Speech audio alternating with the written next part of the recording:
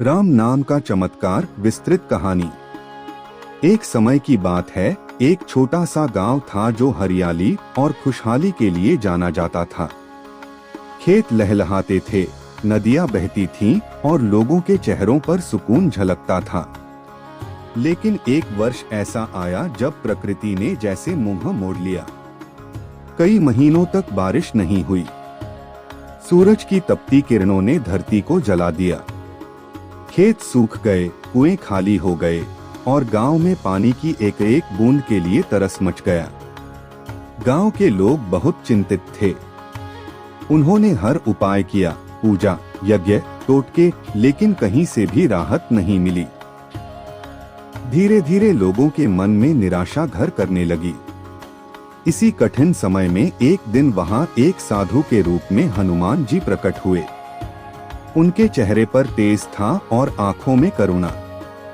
उन्होंने गांव वालों की परेशानी देखी और पूछा, तुम सब इतने दुखी क्यों हो?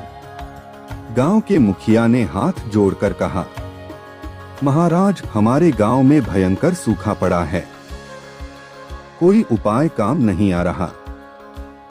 हनुमान जी मुस्कुराए और बोले, तुमने बहुत उपाय किए, लेकिन एक सबसे सरल और सच्चा उपाय अभी बाकी है। सभी मिलकर सच्चे मन से भगवान राम का नाम जपो। कुछ लोगों को संदेह हुआ, क्या सिर्फ नाम जपने से बारिश होगी?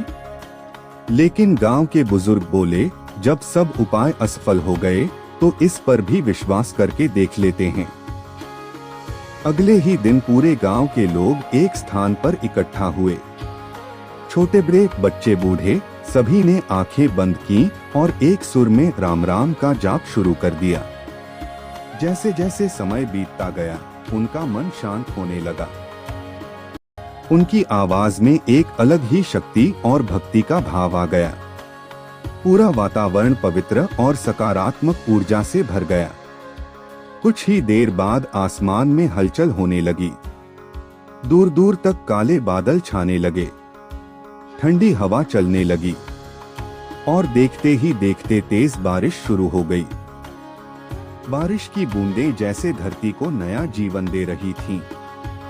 सूखे खेत फिर से हरियाली में बदलने लगे। गांव के लोग खुशी से झूम उठे।